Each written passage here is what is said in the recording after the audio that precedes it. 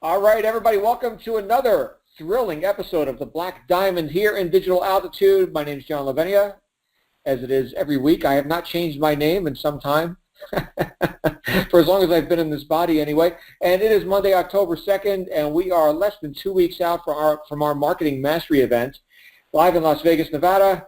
And so excited to see so many of you there. We got people coming in from all over the world. If you are brand new, and I know there are many of you who are brand new, just tuning into our live call series for the first time, and this is the first you're hearing about this, avail yourself of a ticket. Do it quickly because they are, in fact, selling out. I'm hearing that we're already approaching standing room only capacity on this event. So go to digitalaltitude.co/MME. If you do not yet have a ticket, grab a couple tickets. Bring a spouse. You can bring kids too. They don't need tickets, but it's a great event. In fact, we're going to be at a very family-friendly venue, way off the strip. We're going to the Green Valley Resort. So really excited about that, and you guys are going to love it, especially if you've never been to an event like this before, which I know many of you haven't. So good stuff happening October 14th and 15th, and I'm looking forward to seeing you there. And that is my only announcement for tonight. Tonight we have a great call scheduled for everybody, and so I'm excited about that. I'm going to give you my typical protocol and disclaimers here. On the Black Diamond call, we do things a little bit differently than our wake-up calls and other stuff in the way that you're going to be hearing from me and my guest host tonight and hearing about our opinion on stuff, how we work our business, and how we've gotten to the top of our game and in our industry, which is also your industry, which is top-tier direct sales. And so if you're looking to excel in that and get to the top, you are in the right place. So my suggestion is take what you like and leave the rest. Do see how these ideas apply into your life and into your business. These ideas are for use, not for just entertainment value. And of course, if I say anything that offends you, you'll get over it because that's just how we roll around here, which is rather direct. So that being said, tonight, we're going to be talking with someone who has never breathed a word before on the live call and webinar series. Actually, he was one of our guest speakers last week with that special broadcast that Dallas had put together on that other platform. What is that? Go-To webinar or something? I don't know. We use DA live call, free conference call around here. But yeah, this guy is one of our top earners here inside the Digital Altitude community. Interestingly, I was just looking on the Facebook group, which I don't spend a whole lot of time on, but I did see that this cat just crossed the $5 million mark in team sales. This is spectacular. He and his wife and their beautiful family. It is so good to be in business with people like this, because I'll tell you what, I'm going to set the table here a little bit for my buddy Aaron, who we're about to bring out. Here's a guy who's got a lot of experience in online marketing, which obviously we're all, anyone who's here, right? You're learning the intricacies and sometimes the the vagaries of online marketing in all its different forms. But you're not going to do all its different forms, right? You're going to focus on things that you find are things that you have a natural interest in, that you have a natural affinity for. You're going to gravitate towards those things. And we kind of touched on this a bit last week when we had our friend Marvin Benny out here. And, here's a guy who does data in terms of like what's called cost per action marketing, okay? And in the case of our speaker tonight, same sort of an approach, okay? So not necessarily so much into the social media methods, right? Those are valid methods. Those work. Okay, not so much maybe into the blogging. Those are valid methods, right? Article marketing and all that. That's all valid, right? But there are different methods for different people, right? Here's a guy who is heavily into email marketing and building relationships with the list. Now, that's important because here's the thing. Even if you have, let's say, solo advertising, for those of you who are brand new and don't even know what solo advertising is yet, that's essentially email marketing to someone else's list for money. It's a paid advertising method. It's essentially done for you advertising, where somebody else has already advertised. They've got the list. You don't.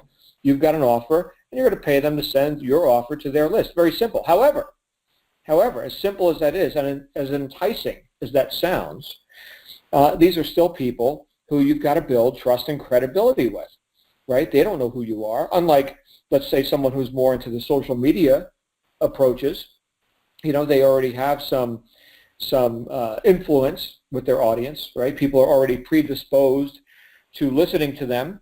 Okay, well, in this case, as we get into list building and doing it in the cold market with methods that do not warm up the prospect prior to subscription to your email list, and we're all in the list building business. Make no mistake about that, right? List building is the order of the day. Okay, in fact, we've heard from, if you've been to some of our previous events, our live events, you've heard from people like Encore Agarwal, who talks about how your list, the bigger it grows, and if you just average $1 per month from everybody on your list, by the time you got 100,000 people on your list, you're making 100,000 a month. So yes, the list building is valid, no matter what the front end looks like, no matter what sort of marketing, what sort of advertising you're doing. Building the relationship with that list is important. And of course, some people do that by being social or showing them YouTube videos or whatever prior to them ever opting in. But regardless, whether it's before, during, or after, okay, there has to be some buildup of value with that prospective customer, client, participant, affiliate, right, whatever the title is for your offer. Okay, there has to be some trust and credibility. Remember those two words, trust and credibility. They come up on these calls a lot because that is, if you think about it, that is the precursor to consummating a transaction. Okay, somebody's not going to buy from someone they don't know, they don't trust, and they've got no affinity for, right? That's a bit of a cliche these days. You hear people buy from people they know, like, and trust. Well, here's a guy who knows how to build that sort of relationship with lists, even though he's not a professional speaker and, is rather private, at least in my view of you, Aaron. I don't know. We haven't spent much time together. Looking forward, of course, to seeing you and your family in a couple of weeks. But here's yet another person who may have different methods than other people who is just crushing it in the online marketplace. Like I said, over 5 million in sales as a result of his efforts thus far. So that being said, we're going to go ahead and we are going to bring out my buddy and yours, Aaron Anderson. Aaron, how are you, my friend? Hey, what's up, John? I'm doing good. Good, man. Thanks so excited to have you here live on the DA Live Call series and the Black Diamond, no less. So, yeah, man, tell us a little bit about what's going on in your world. Yeah, so like John mentioned, I am the private behind-the-scenes guy. John actually did a good job of twisting my arm to bring me on the call, and I appreciate that because I need to step out of my shell a little bit. So this ought to give you guys some hope, for lack of better words, that are not the real outgoing or, kind of shy people. So, yeah, I mean, I build relationships basically through the written word, through email. I don't do videos. I'm not like, the premier Facebook guy or anything like that. I basically build them through writing, through email. And John mentioned something before. I just got into the blogging stuff not that long ago, and that's another way to actually, it's all about know, like, and trust, building credibility, building a relationship with the person on the other end of the email, because the emails, they're not disposable. There's flesh and blood behind every one of those emails. Is real people, and they're real people with issues just like you and I and John. We all have some sort of something that we're battling, and something that we have a solution to somebody's problem. So it's all about finding solutions to people's problems, building a relationship of know, like, and trust with the person through building value, and then at the end of it, selling them something or making a transaction. And sometimes that takes longer than others. So, sometimes it can take a day, an hour, or sometimes it can take several weeks. It just all depends on how the person on the other end is reacting to what you're, in my case, saying through the written word, through email. I've been in this business, in this online marketing space, as I like to call it, since 1997. So I've seen a lot of mutations and a lot of progress from there was no Facebook, there was no YouTube, there was no MySpace, there was no Google, there was nothing. It was all basically email. So a lot of people say email is dead, and I can definitely tell you that email is alive and well. It's not dead and probably will never die. It's how this whole entire online space started, and it's basically graduated to making videos and blogging and running Facebook ads and running paid ads through Bing and other paid marketing avenues. But it's all based on the same know, like, and trust, and building credibility and building value. So I mean, that's basically what I do, John. I'm a chef by trade. I got a real crazy start in this industry. I'm a chef by trade. Got too hot in the kitchen. Then went to work for a company that developed software for computers for restaurants, and I was the guy that could deal with the crazy restaurant people in between the computers and the restaurants. And that's how I got my start into the online marketing space. Then I worked at a job for about 6.5 years for a company that I hated, and I knew there had to be a better way. And, you know, I'm not proud of this, but over the 6.5 years of working there, I worked moonlighting on the side, even at the job, something I'm not very proud of, but it helped me catapult into doing what I wanted to do. I was working both things. I was working the online marketing thing, and I was working the job just enough to get by so I didn't get in trouble with the boss, something that I don't promote. But I did that. That's what I had to do to get by, to provide for my family, to the point where I was equally making my salary on the online stuff and, you know, in equal to my job. And then I decided to take the jump. You know, I'm a conservative guy, so not a big risk taker.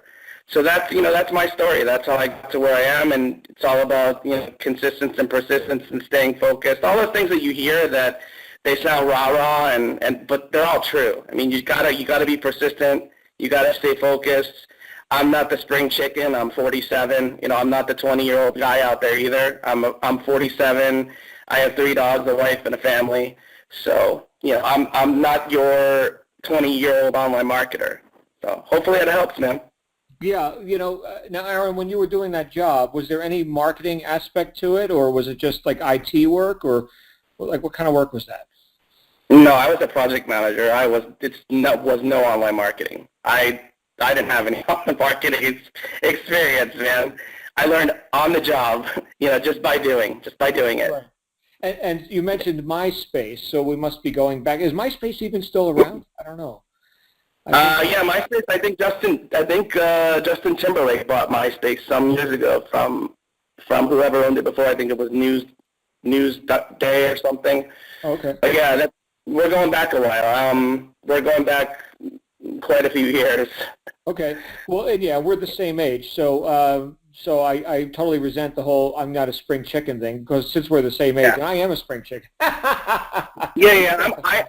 I'm a spring chicken. I'm a spring chicken in my mind. In the number, you know, I'm quite a bit older than the average online marketer, I believe. Oh yeah. Well, that's true, because we got a lot of people who are either millennial or even, you know, people. My goodness, as a coach here, I get to work with people of every age bracket, and you know, I've had people that just turned 18, you know, getting started in this.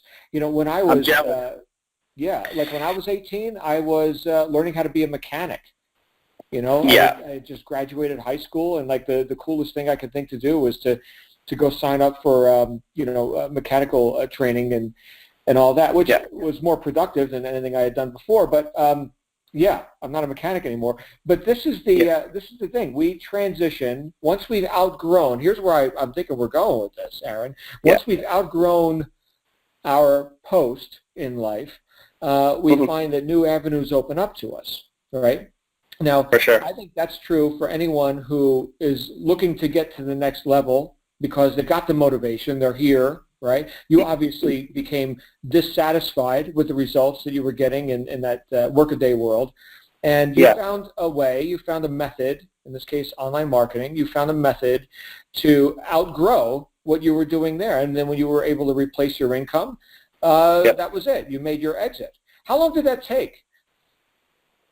6.5 years. It took time because of me. You know, I am a conservative type of guy. I didn't want to jump until I had the net. Sure, I'm an entrepreneur at heart, and I like to think that I take risks. But I'm a conservative guy. I had the mortgage, the car payment, just, all these other things that everyone else has or had. And, I waited. I waited until I was ready, whatever ready is, because you're never really ready. Yeah, right. And then I took that jump. Right. And was it all at once, or was it like an incremental thing where, No. like you had an opportunity and you did it a little bit, or like, because obviously digital altitude was not around 6.5 years ago. Right. No. So what did that look No, like? Like, if you had digital altitude, would you have gone faster? I mean, what Yeah. I mean, I did do it all at once because I had a lot of prodding from my coworkers. I had a pretty unique situation. My boss was in upstate New York, and I was working down here in Florida, so he didn't see me on a day-to-day basis. I only went to go see him every few months up in upstate New York. And my coworkers would always tell me, because they knew what I was doing, obviously, and they would always tell me, you're not going to be here very long, and a year would go by, and they would tell me, you're not going to be here very long, and then another year would go by, and then they would say, you're not going to be here very long, and then one day I said, you know what, I'm not going to be here very long, and I ended up, at that point, when I was happy where I was, I ended up just giving my 2 weeks and saying goodbye. So it took me a while. It took me some time. So again, I mean, everyone has their own threshold with what they're willing to do and when they're willing to do it. But for me, it took a little bit longer. Sure. Was it based on like a dollar amount? Like, I got to make this much money and then I can quit the job, or was it just kind of clutching on to the known, which is the job? Yeah, it was a combination of both. It was have to make a certain amount of money consecutively in a certain amount of months, and then I think that what keeps us all of us most stuck is being comfortable. Having something to going to work every day, having that water cooler experience that at the job, and I ever since then, I try to do, no matter how bad it hurts, because sometimes it does, I try to get outside my comfort zone. After the call last week, after the webinar last week, I told Dallas, thanks, I need to do this more often. Force me to do what we're doing right now, because the anticipation of doing this, I mean, I'm being real. I'm being honest and real. The anticipation of doing this beforehand is enough to make me sick, because it's just really out of my comfort zone. But I'll do it. Why? Because I know it's going to help me. It's going to help others around me, because some of you guys on this line tonight might be in the position that I'm in and can relate to exactly what I'm going through.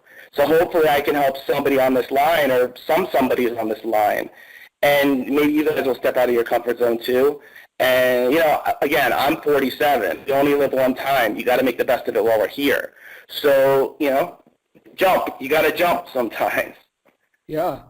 And in that time that you've been experimenting and growing and evolving as a professional marketer and ultimately becoming a full-time entrepreneur and no longer requiring a job, in that time, progress has been made throughout the industry, and the result of, in this case, collective decades of experience resulted in digital altitude, right? So, in all fairness, you didn't have necessarily as clear a path as a lot of the people, entering. Like, we have people on this line right now who are, 2 days in the business, and they may not have, by contrast, they don't know what else they could have done, right? Yeah. This is quite a blessing, actually. Yeah, I would say this to those that are on the line that are just starting out, that are just here now for the first time. You guys have a real big advantage over what I had, and probably what John had too. You guys have a clear path of exactly what to do, and you have somebody to help you on that path to do what you got to do. I didn't have that. I don't know if John had that, but I never had that. I had to go out there and get kicked around many times. You guys have a clear path. You guys have somebody to walk you down that path, and this is a really good place for you. I don't know how else to say it any different. I mean, for sure, like this is a clear path, and you got somebody to help you along the way. I didn't have that. I wish I did. Like that makes me jealous that I believe that some things are a little bit harder, but a lot of things are a lot easier for the guys that are coming up today, as opposed to what I had to deal with being in this space since '97. Some of the stuff is the same. A lot of the stuff is different, and the stuff that's different for you guys in this sense, being here, it's going to be a heck of a lot better for you, and a heck of a lot easier, and a heck of a lot faster to build what took me so long to build. Yeah, that's great. And I want to hear about what you think would be harder, because that would be, for full disclosure, right? Here's the good, here's the bad. We're just going to say it like it is. Yeah. But I want to fill you in, because you and I have not had much time together. I got my start, well, very briefly, I got my start in entrepreneurship in '95 after, seeing my drunken boss, who was on his third divorce, run the auto shop I was working in into the ground. And I was thinking, you know what, I can run this place better than this guy. And so I bought a tool franchise, right? You see those big trucks that drive around to the different auto shops and sell tools. So I bought a franchise. That was a six-figure investment. Yeah. And here I was. I didn't have the money, right? I had to borrow the money. And it was the whole thing. I had to get trained for all that. And I got to work 80 hours a week running my own business. But it was my own business. The only other thing I did entrepreneurial prior to that was managing my heavy metal band, which was not profitable. That was more of a hobby, but, we had fun. But that's, still that's kind of entrepreneurial. And then, after a couple of years of selling tools off the truck, I had a mechanic, one of my customers, come up to me and say, hey, you look sharp. Do you keep your options open? I'm like, well, of course I do. Money? Yeah, let's make some money. And so next thing you know, I was in MLM. And I did that for a few years, but without any traction, Aaron. It was a rough road. And, I ended up back in the job out of desperation. Now, here's the thing. In that job, that last, job I had for some years, I got to making a six-figure income. I had become accustomed to that. And again, working 70, 80 hours a week. I never lacked the motivation, but like you, I was conservative. It's like, well, you know what? I've had my ass handed to me by entrepreneurship. Maybe I'm just not cut out for that. Which is kind of a tragic thought to have, right? Sort of to succumb. You had baggage. Yeah. You had baggage. And, because all opportunities equal all opportunities, therefore I'm not cut out for entrepreneurship because I failed a couple of times. Woe was me. So, but then, I got to the point where it was actually affecting my health. And I ended up in the hospital. It's what happens I was 32 years old. We're going back to 2002 now. And I discovered top-tier direct sales. Now, in my case, despite the fact that the internet was alive and I was actually running a business development center, we were getting leads online and converting them into, customers in the shop to, get product. I had no entrepreneurial marketing experience. I didn't even know what the word meant. Now I knew sales really, really well. I've been doing sales and I was awesome at it. But as far as going out on my own, but I found top-tier direct sales, which is obviously our industry, jumped in, and my goal, which I had missed for years, Aaron, my goal was to double my income. I wanted to make $20,000 a month and buy a new Lexus. That was like my dream car, and I could never afford it, working a job, barely paying my bills on time. And in 3 months, when I found this industry, even without the technological advances we have now, but in 3 months, I reached my goal after missing it for years. And that was it. Once I doubled my income, I was out of the job. I gave my boss his 2-week notice, and he didn't even want it. He's like, yeah, we know you're gone. They were trying to get me to quit anyway. They were cutting my pay 3 times a year and all this. Yeah. So for me, it was like pain, and then boom, I exploded. So you had a bit of a different situation, okay? But what are the? Obviously, we know what the advantages are. We've got a sound company that's run by sane people. Hey, that's awesome.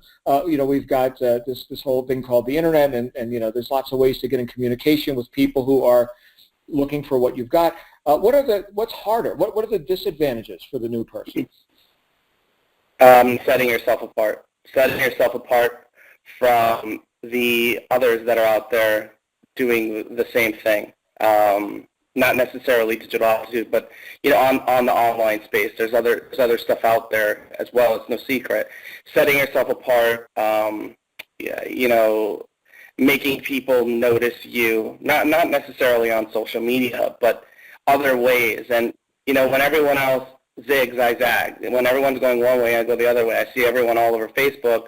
And John, I've heard you on other calls too. You're not a big Facebook guy. Like you're also a zagger. Everyone else is zigging on all over Facebook, and you're zagging somewhere else. Mm-hmm. I'm the same way.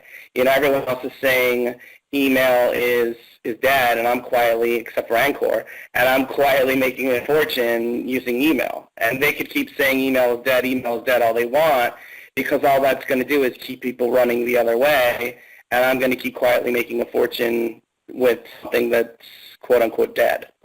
So, yeah. Okay. So the first thing you mentioned was setting yourself apart, which I would say, in my terminology, I would call that creating a point of differentiation.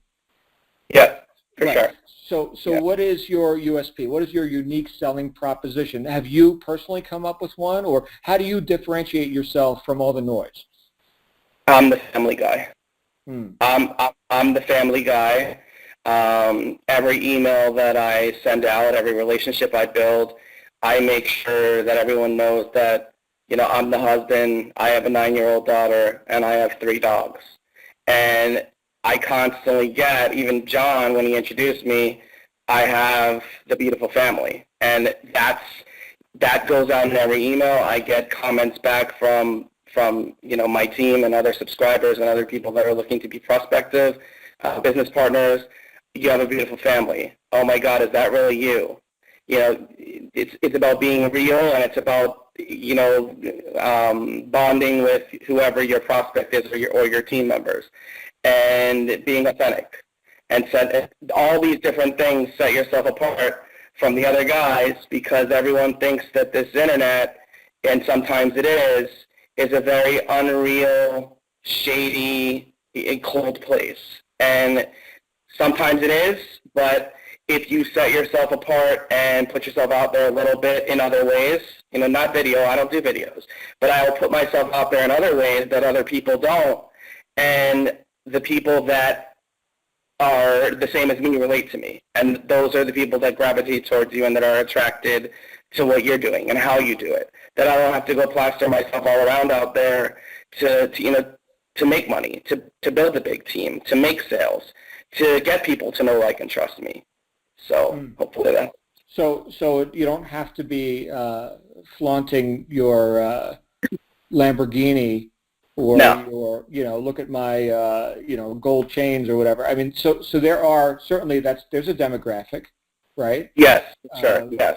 Yes. That's not your shtick, right? Because you are who you are. Okay. Now there's a lot of family guys, right? There's millions and millions of family guys, but this family guy named Aaron, you see, he's got some knowledge, he's got some experience. So right there's credibility. Not only is this someone who values the same things that your ideal prospect values, okay, so you may or may not have a Lamborghini. We're not terribly concerned with that. We want to support our family, right? So that's a different message. And does that turn off, do you think? Does that turn off people who they're looking for the Ferrari guy or something? Well, here's the thing. Like, over the years, I've had these conversations, because this is an interesting conversation. There is a demographic for the Ferrari guy with the big house, but not necessarily as everything glitters is gold, and not everything you see is for real. I don't show that, and I like to show that it is possible to do without showing that. And I've never had an issue not showing that kind of stuff. People say, oh, why don't you show more money? And I've tried it here and there. Put it out there every now and then. The other thing is if you're putting that out there every single day or every single other day, it becomes not special anymore. And then people say, well, he keeps putting it out there every day, so it's obvious that he's just rubbing it in my face.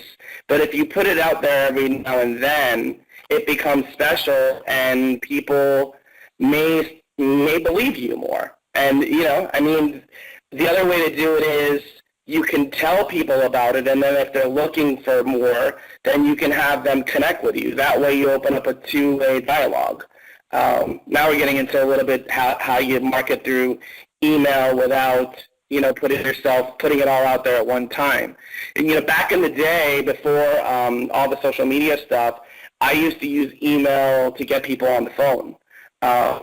And then basically build the relationship on the phone. So now not only to have the written word through the email, but I would basically get enough to get them on the phone and then talk to them on the phone. And then, for lack of better words, pitch to them on whatever it was I was selling to continue building the relationship. And again, not always you close the sale on the first call, but you continue to build the relationship until they know, like, trust you and build value and, listen to their challenges and their situations that they're going through. And down the line, you're looking to solve problems, so possibly you can offer them something to resolve the problem that they're having. Mm-hmm. Well, yeah, sales is a process, not an event. Yeah, and I think sure. A lot of times our newcomers may be impatient with that process. But, force doesn't work. And people don't care how much you know until they know how much you care, right, as the old saying goes. So in this case, right, you've got empathy for people. You were that guy, just wondering if is this even real? I don't know. Like, we host every Friday, I'm sure you're aware, Aaron, we have our Inside Digital Altitude call. And that call is designed for guests and for brand new members, so they can hear, this is real. Look, here's some people. None of this is pre-planned. We don't even know who's going to speak up, but everybody come and share your wins. And that's just, it's raw, it's noisy, it's authentic. And you know what? Sign me up for that. I'll take raw enthusiasm any day over some canned, look at my rented Ferrari, and and if you like Ferraris, look, I'm not getting down on. I love Italian cars. I drove a Maserati. My wife had a Bentley, right? And at one point we had 5 cars, which we've sort of sobered up since then. But the but that's not like, okay, maybe that looks enticing to people. Okay, that's cool. But how many Ferraris do I need to have for you to be successful? It doesn't even make sense. So, in this case, if somebody's looking for true leadership, and I think that's what the world is starving for, and everyone can fill this role. Check this out, everybody. Okay, so we're talking to Aaron right now. Okay, and you got this guy, John. We just both happen to be 47, and we both happen to be family men, and we both happen to have studied sales and marketing and whatever other philosophy. I don't know if you know Aaron, but I've been studying philosophy hardcore for like 30 years now. So I got a lot of ammo in my brain. People say, John, how did you, become a speaker and author and all this? Well, my goodness, I got a lot of words in my head. So, and that helps with communications, right? That's, there it is right there. You're hearing a couple of guys who people tend to want to listen to because not only have we done things that they want to do, but we have empathy for them. I hope that makes sense. Okay, what we're getting at here is, I may know like how to make billions of dollars, which I haven't yet, by the way. I'm not a billionaire, okay? Still working on that. But even if I did know how to make billions of dollars, how does that translate into me and my willingness to help you, or even doing it with some degree of integrity? There's a lot of sharks in the water, right? Yeah. You hit the nail on the head, dude, for sure. That's it in a nutshell. That's it in a nutshell. I mean, it's the willingness to help somebody else. It's not always about, and you hear people say this too, it's not all about the money. The money's cool. The money's great. But how can you help somebody else get there too? Mm-hmm. Right. That's right. important to me. Yeah, Aaron, I'm sure you can imagine how many offers I get for, hey, John, come to our company and, you'll be the royal head Makaha of everything, and and all this, and man, you know what? Here's what I've discovered: more important than what business you do is who you do it with. You mentioned the water cooler, and that's a bit of a metaphor for the social aspect of what you do. Well, there's also built into that society, whether we're talking about this community in particular or even a job community, built into that is the average level of integrity of the group, and some people, their ethics are really challenged just by the environment they're in. However, The purpose of the herd is to keep you in the herd. A lot of times people stick with a job or a situation where they know they are not fulfilled and not on purpose simply because, well, I don't know anybody else, where am I going to go? And, people feel like, they need to belong. So even though Aaron, check this out, everybody, even though Aaron is a bit of a recluse in terms of, his methods, he's not on, Facebook posting, kitten videos 15 times a day, still, right, he's a social being. And, here we are, like we're going to this event, right? We do these events a few times a year. This is great. And we've got, why do you think that our curriculum has 3 event products in it? This is where the transformation happens. And I could not do this alone. Aaron, you mentioned earlier that you did not necessarily have much mentorship in the beginning. I could tell you that I'm not an island, man. I definitely, my big breakthroughs have come through the catalyst of other people. And to this day, I learn stuff, from people who've done things that I want to do and all that. But what would you say to the person who right now, because this is the phenomenon that we see all the time, okay? So, John, even though you had other people that are very different than Aaron on this call, and you've done many of these calls, right now I'm hearing Aaron, and I'm thinking, I'm very different than Aaron. I'm not a 47-year-old man, and I don't have a family, and I do like, buying Ferraris, and or I'm, I don't know, fill in the blank with however you're different than Aaron. What would you say to the person who would, with a knee-jerk reaction, want to now disqualify themselves because they're not like Aaron or John? Yeah, don't disqualify yourself. You don't have to be exactly like me. You don't have to be exactly like John. You don't have to be exactly like anybody that's on this call. The going to the events is really important too. It's actually critical. I didn't see that until sometime in the game. It's about going and meeting other people that are at the water cooler. Other people like you that or maybe not like you. Opposites attract many times. So there's other people out there that are crushing it, some more than me, some less than me, and I can learn from the people that are doing less than me, and I can learn from the people that are doing more than me. But you can't learn anything if you don't go to the event or if you don't get yourself in the game. That's what I would say. You don't have to be exactly like me or anybody else. Don't compare yourself to other people. Just be yourself and be who you are, and grow your own progress from there. But do get yourself to the event. I'd love to meet you. I know a lot of the other leaders love to meet you too. The past events with Digital Altitude have been amazing, and that's where you will have your breakthrough if you're open-minded enough when you're there to talk to people. And like I said, I'm outgoing, but I'm shy. But I make myself talk to other people because I know how important and how valuable it is when you're there. That's right. That's right. And you know what, Aaron, the idea you introduced earlier about having a point of differentiation, that is not dependent on having some, making some spectacle of yourself per se. Like you're the family guy, right? Right. That's like the least exciting thing. I mean, so what? You're a family guy. There's millions of family guys, right? So think about that, right? If you're thinking you got to be like Aaron, perish the thought. Okay. One of my favorite philosophers, Ralph Emerson, said, "Imitation is suicide." Right. So do not be Aaron. Okay. No. Don't do that. But do be you. In fact, we have, on Friday, we had a woman come out here, Peggy, and she was talking about how she's a farmer, she's in her 60s, and, all that. I was like, we can get a marketing bit out of that, right? Give her a straw hat and put her up on a tractor or something. I don't know. I mean, how do you want to do that? She said, I even have the old-time, garb that I can wear, the old farming woman's, I don't know, milkmaid outfit or something, but a little bit of shtick, right? So, and I've had, like, sometimes people ask, John, what is the best demographic or the best niche market to go after? And that, I think, is informed to a large degree on what you're already what your proclivities are already. So what, I like intellectualizing on stuff. I'm a bit highbrow and whatever, and I tend to attract people who are a bit more into the thinkingness of things. Okay, fine. Right. So, but other people, absolutely different. You know what?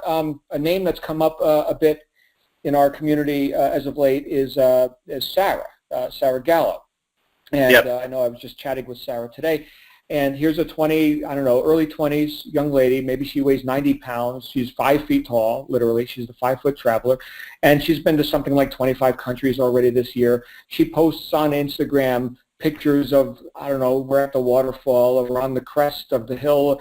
And, okay, and the people that want the travel lifestyle gravitate towards that, right? For sure. Very different method than what you do. And you know what I'd like to do, Aaron, because we're running out of time here already. You see, I told you this would be an easy, flowing, and fun experience, right?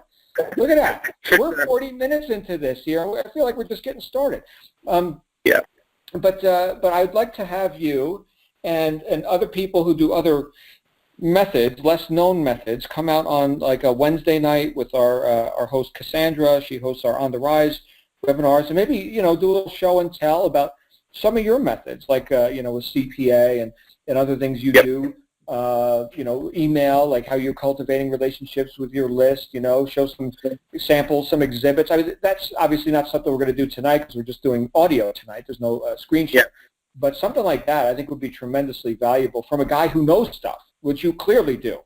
So yeah, that would be great. Yeah. I mean, here's the thing. Like you had mentioned something there. Like I do things with the written word. You're a very good speaker on stage, very good speaker on the phone. Thank you. I do things you're welcome. I do things through email, which is basically copywriting, writing copy, getting people to pay attention to what I'm saying through words, just like you do on the phone or on the stage. Mm-hmm. So yeah, I mean, there's a definite value in showing people how to do these kind of things, because not everybody's going to go on the stage, or not everybody's going to go or be good on the phone. So, and then if you're good on the phone or good on the stage, well, there's no hurt in learning a new skill, because that will help you be more well-rounded. Mm-hmm. So, yeah, sure. Absolutely. So let's do this. We do have a bunch of people commenting in the chat roll. Thank you all. Give Aaron some love in the chat roll there. He's on a phone tonight, so he may not be seeing the chat roll on livecall.com, but that's okay. And we're going to go ahead and open it up for Q&A real quick. We'll get a little bit of perhaps some audience participation going here. If you guys want to connect with Aaron, hold on, stand by. Here we go. All right, so Q&A session has started. So the lines are open. If you'd like to speak with Aaron in person right now, you can go ahead and raise your hand. If you are on a phone or Skype, the command is *6, and that will raise your hand. And if you're on the free conference call app, which I am and which most of you are, then you can click your raise your hand button, which used to be your mute and unmute button. And I do see our first caller is coming in. Oh, we had one. And okay, so once you put your hand up, keep it up. Okay, so here we go. We're going to go to our first caller, which is Jagdish. Jagdish, you're live on the air. Hey, what's going on, Jagdish? Can we hear you? Hello, Jagdish. You may be double muted. Jagdish, you're live on the air. Hello, are you there? Hello, Jagdish. Okay, one more call for Jagdish, and I am not hearing him. Are you there, sir?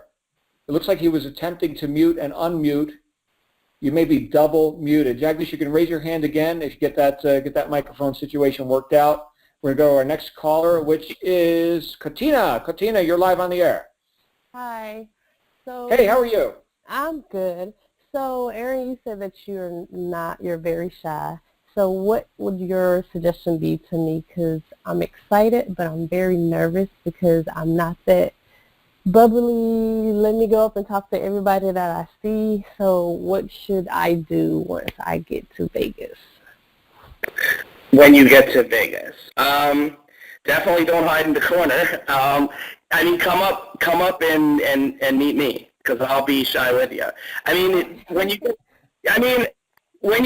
get to Vegas, I mean, basically what I do when I get to Vegas, even though I have a lot of friends there and built a lot of relationships over the years, I scan the premises first. I observe. I watch. I watch what's going on. I observe, and then basically, are you going alone or are you going with somebody?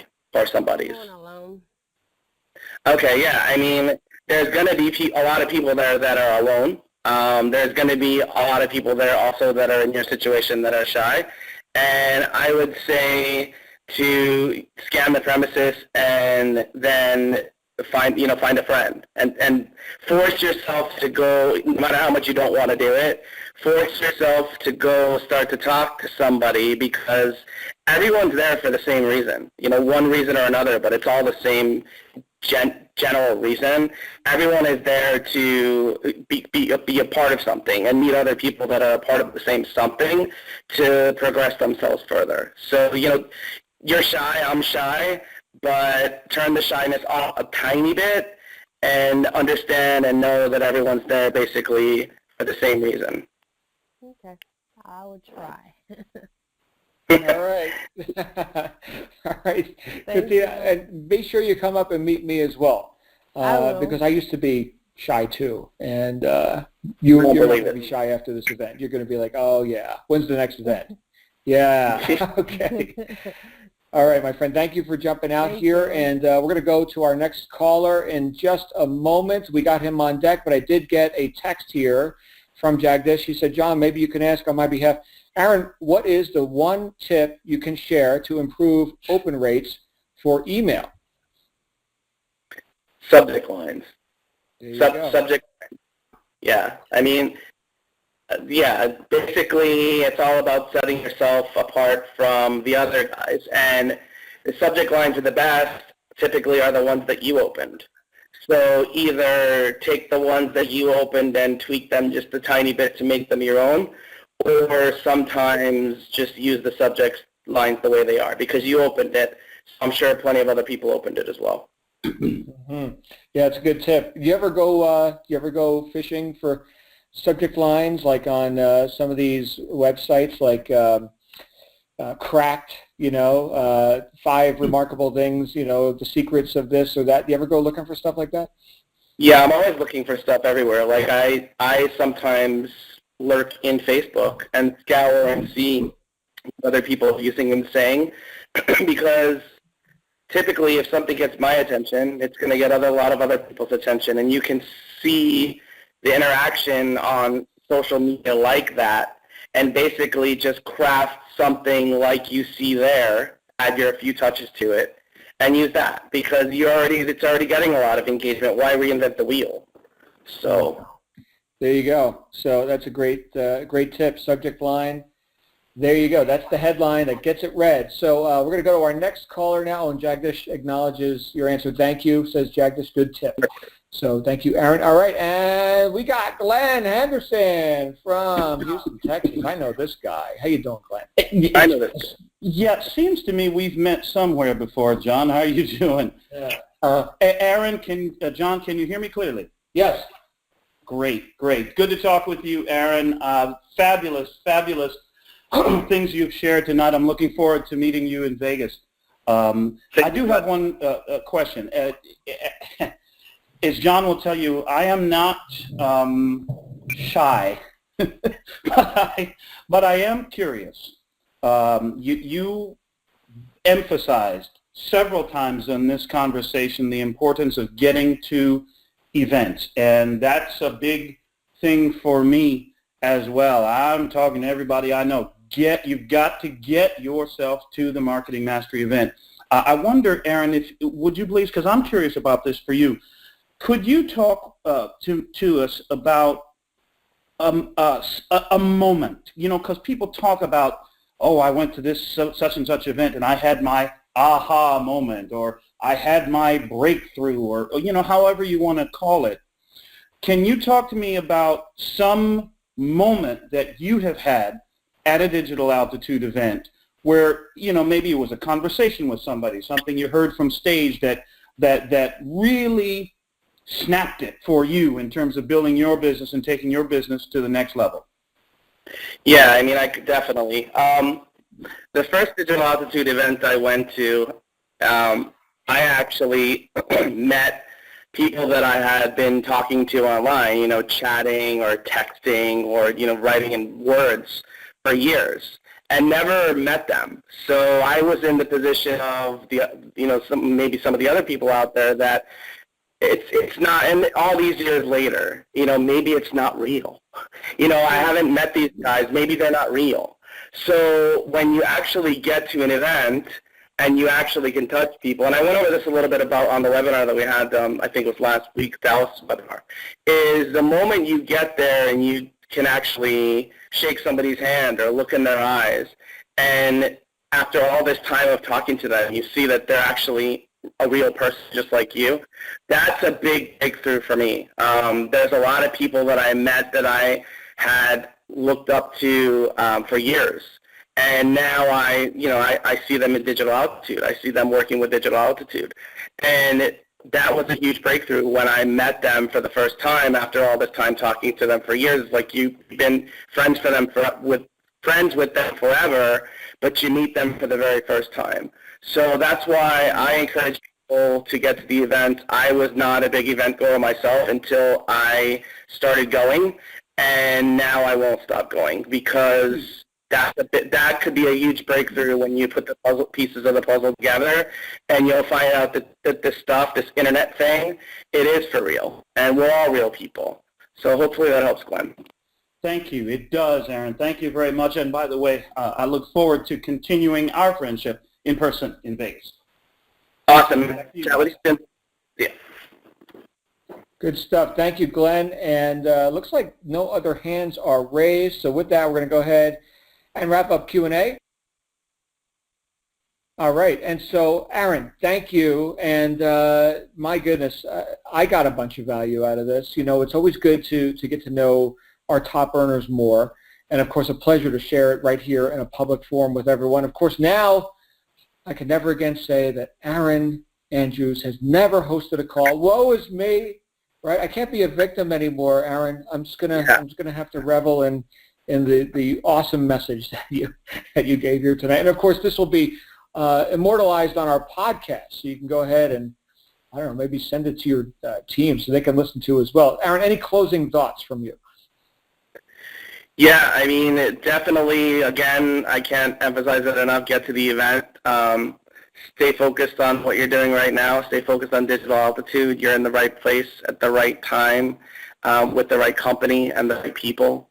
So, I mean, I don't want to belabor it and keep going on, but that's definitely the meat and potatoes and the secret, so to speak, of how this stuff all works. Stay focused, stay the course, stay consistent and persistent, and you too will get there. Absolutely. Great stuff. And I am seeing a bunch of acknowledgement in the chat roll. You guys, thank you for being here. And of course, we're going to go ahead and get this podcast posted straight away. Aaron, thanks again, my friend. Everyone, we'll be back here tomorrow morning for our wake-up call with Joel Straight. So see me here at 10 a.m. Eastern U.S. time. Until then, have a great night. You absolutely deserve it. And bye for now.